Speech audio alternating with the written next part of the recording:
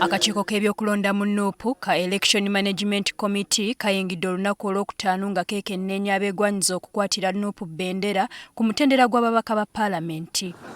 Olwaleero abava mu disitulikiti ezikola ebbendobendo ly'e Mukono, Sebbeyi, Teso, Kwosa Rwenzori be basunsuddwa. Ab'akakiiko basoose kulabula nga bwe waliwo abatandise okwerimbika okubeera abakozi b'akakiiko n'ekigendererwa eky'okuggyako abeegwanyiza ssente nga babagamba nti bagenda kubafunira kaadi. Waliwo naye ennamba eyo gye mbasomedde 0769849783.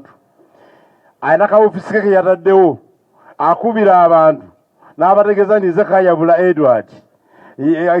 Komiti entumye bw'oteeta ssente bwe ziti toyina kaadi. Naye yabadde muyaaye mufere. Ssentebe w'akakiiko k'ebyokulonda mu Nuupu Harriet Chemutai alabudde ng'akakiiko kakulembera bwe katagenda kuttira mubaka yenna ku liiso singa azuulibwa nti aliko omuntu yenna gwe yawadde ssente okumufunira kaadi. How can a member of parliament pick money and give out and you say somebody has told me I am very close to the chairperson? How do you use my name?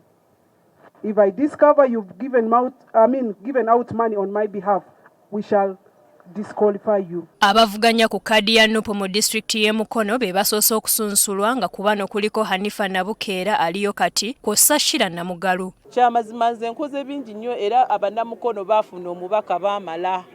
Nze nasookera ddala okulaba obulamu health sector ya Mukono waweeyimiridde era ntambudde mu malwaliro agasinga obungi mu Mukono nga ngaba mother kits nga ngaba emifaliso nga ntambula ogalambula n'okubawo ebyo ebintu ebiremeddwa gavumenti. Abantu bange abeekome sub county eri mu Buvubi tujja kubeera n'enteekateeka yaffe kubanga nakyemali ennyanja yagitutte beesalidde mu ploti naye tetujja kupowa ffe ekyaffe ekiriwo kulwanirira ddembe ly'abantu. Mu balala mubaddemu Abdallah Kiwanuka ng'ono ayagala kuddizibwa kaadi okukiikirira aba Mukono North. Ono agamba nti essira waakulisa kukuzzaawo nfuga y'amateeka.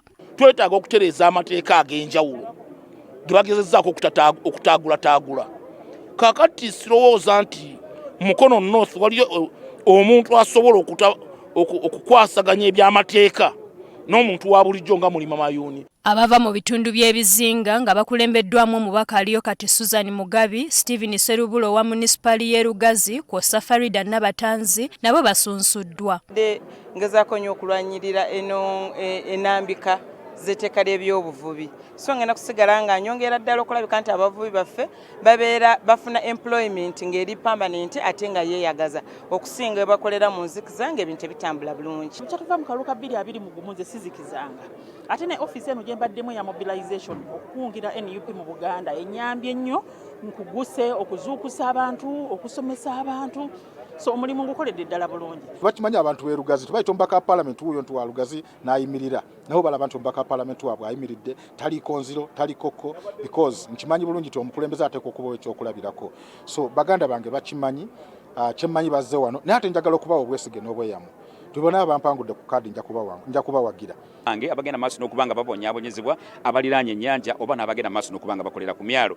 Oyinza okiikiriza nti ennyanja eyatuweebwa Katonda ate abantu bajja ne owuninga ne bagisalamu plots. Mase Marion Alupo yeegwanyiza kukiikirira abakyala okuva mu disitulikiti y'e Bukedya ng'ono taliiko amuvuganya ku kaadi ya Nuupu. Tuyina ebintu ebisumbuwa bingi mu constituency yaffe ate abakulembeze baffe beefudde bokka.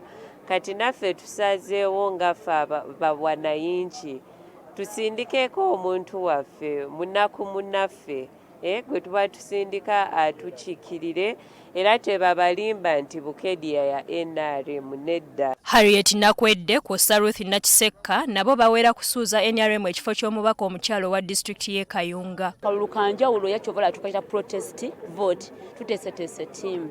Njagala okubulya ttiimu yaffe tugiteeseteese bulungi okulaba nga akalulu tukanoonya era tukanoonyezza nju ku nju muntu ku muntu era bwe tunaamala abantu baffe bagenda kalonda okulabira ddala ntusikowaringa ebitundu ebisukka mu 8. Bakozesa eryanyi naye ku mulundi guno gwokka bannakayunga mbakakasa ngenda uwanirira obuwanguzi bwammwe abanuupu muze muweebwa kaadi nga temulangirira naye kuno tugenda kukozesa amaanyi aga buli kika ku ground ne waggulu okulaba nga tunyweza obuwanguzi baffe. Nze ndabanga n'ensi yonna ne public ekimanyi nti tebandekebwa omukwasa kaadiyo oba togimukwasiza kola loosi naye oba ogimukwasizza agigatteko amagoba ne value ejjeyo ekinyusi. Abeegwanyiza okuvuganya ku kkaadi ya Nuupu mu disitulikiti ezikola ebbendobendo lya Rwenzori nabo basunsuddwa. Ekizibu kye tulina like ewaffe Bundi Bujjo tulina ekizibu ky'enguudo, amalwaliro, amasomero gaafa. Kati bwe mba nzize mu buyinza ebyo by'ebintu bye ngenda okusookerako. Abava mu disitulikiti ezikola ebbendobendo y'e Mubende, Bugisu, Kossa Bukedi be basuuliridde okusunsula olunaku lw'enkya.